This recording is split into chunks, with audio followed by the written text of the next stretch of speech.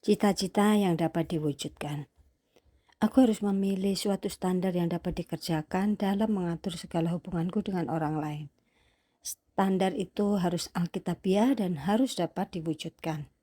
Bila salah satu syarat itu tidak ada, akan terjadi kegagalan.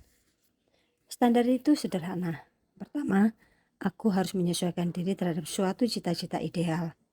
Kedua, aku harus penuh belas kasihan kepada setiap orang yang tak dapat mencapai cita-cita itu. Aku percaya bahwa kedua unsur ini alkitabiah dan dapat diwujudkan.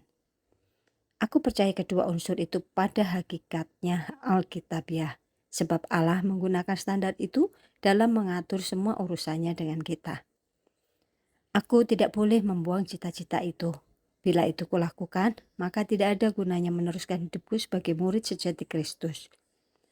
Bila aku berkata kepada diriku dan orang lain, percayalah kepada Kristus sebagai juru selamat, tetapi berbuatlah dosa sesuka hatimu, jelas aku telah mengikat diri pada suatu kontradiksi yang membawa maut. Sebaliknya, bila aku berkata, percayalah kepada Kristus tetapi jangan pernah berbuat dosa lagi, aku telah meletakkan beban di atas pundakku sendiri yang tidak dapat ditanggung oleh kelemahan jasmaniku.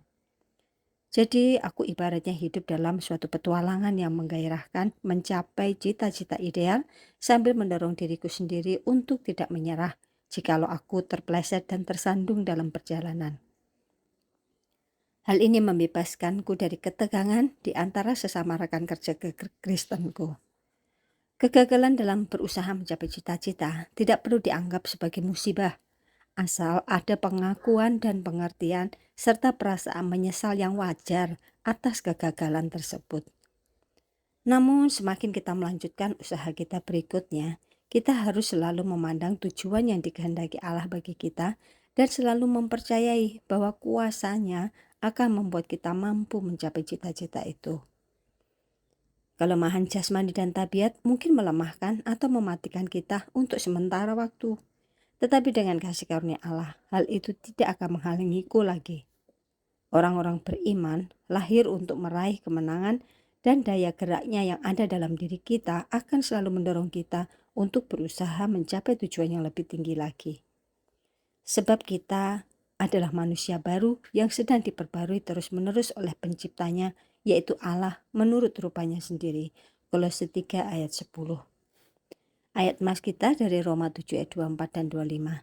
Betapa celakanya keadaan saya. Siapa yang akan membebaskan saya dari perhambaan kepada tabiat yang rendah ini?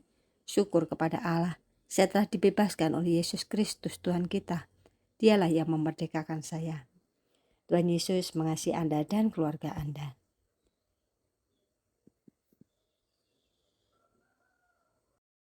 I have decided to follow Jesus.